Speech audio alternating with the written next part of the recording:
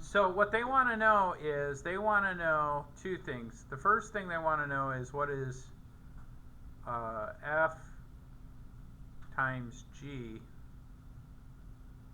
of x. Well, in our notes, you may not have memorized this, but we're going to say f of x times g of x. Well, what's f of x? F of x is just 3x. And that's going to be multiplied by g of x. But what's g of x? X to the 1/5. Well, let's think about this in different terms. I've got 3 times x, but this is x to the first power. Can I think of x to the first power as x to the 5/5? Yeah, times x to the 1/5. What do we do with this and this, since they both have the base of x?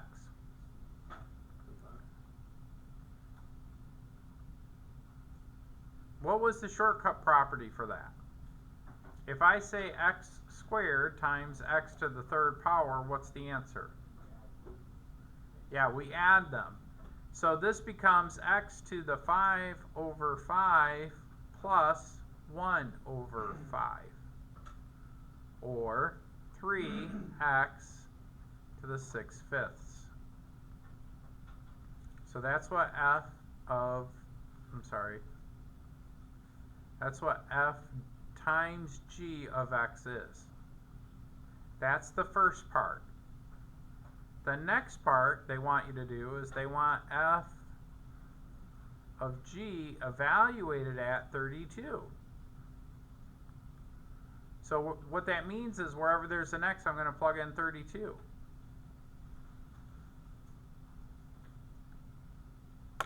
So that's easy. We just plug that in the calculator and see what that is. So I'm going to do this. I'm going to say 3 times 32 raised to the 6 divided by 5.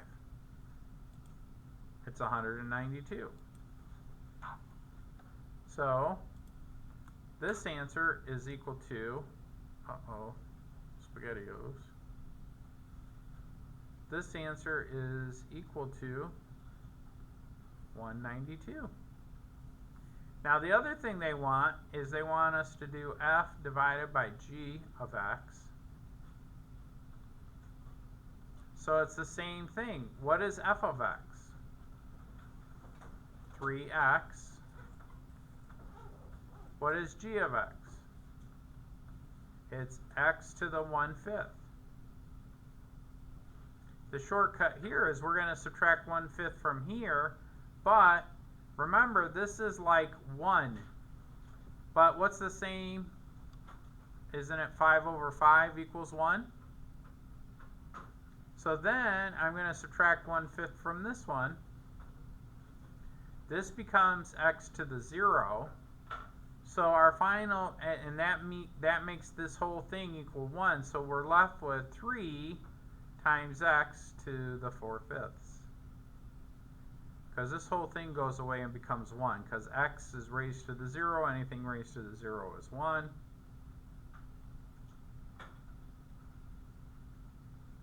Oh shoot, wrote that down wrong.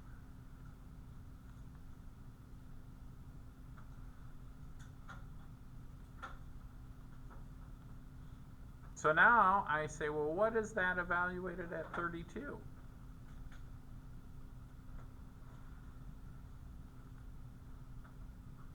Well, I just say 3 times 32 raised to the 4/5.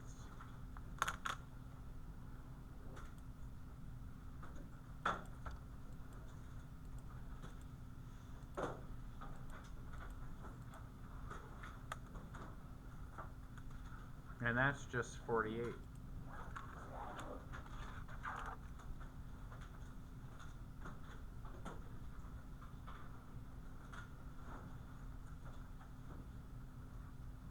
I don't know if that helps.